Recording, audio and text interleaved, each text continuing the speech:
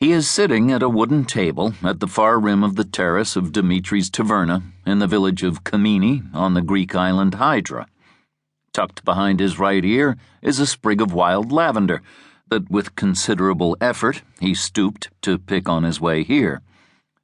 From time to time, usually during lulls in conversation with his table mates, he removes the herb, takes a few sniffs of it, and then returns it to its nesting spot.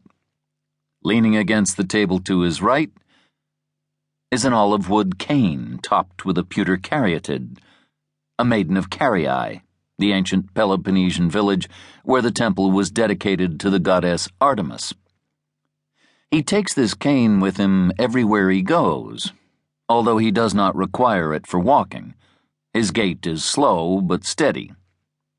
The cane is an emblem, a sign of his age.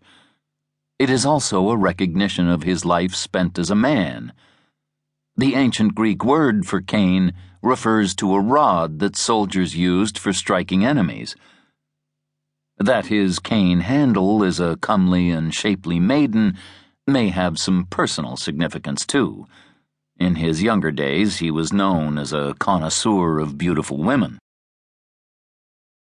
I nod to him from my seat under the taverna's awning, where I have been reading a book titled The Art of Happiness, or The Teachings of Epicurus. He nods back with a slight tilt of his white-haired head, a tilt of dignified congeniality, and then returns to conversation with his friends. His name is Tasso, and he is 72 years old. I have known him for many years now.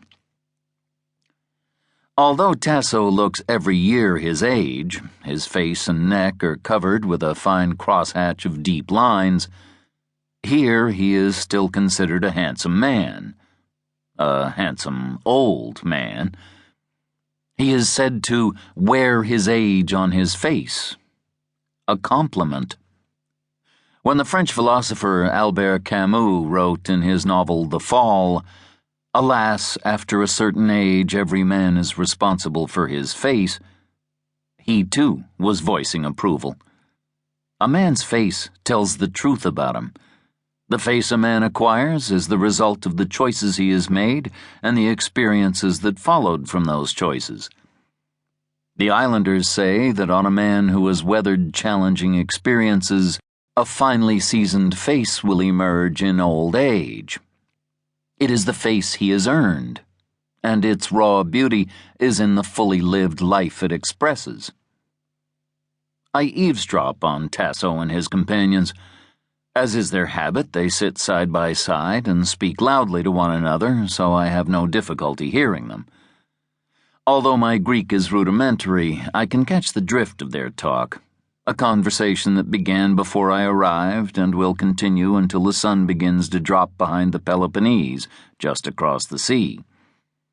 It is aimless, cheerful chat, for the most part mundane. They talk about the sunlight, which is unusually hazy today, the new owner of a cheese stall in the port market, their children and grandchildren, the state of political affairs in Athens. Occasionally one tells a story from his past, usually one his companions have heard before. The talk is punctuated by leisurely, comfortable silences as they gaze out at the Peloponnesian Straits. I have returned to this Greek island on a personal quest. I am an old man myself now, 73, and I want to figure out the most satisfying way to live this stage of my life.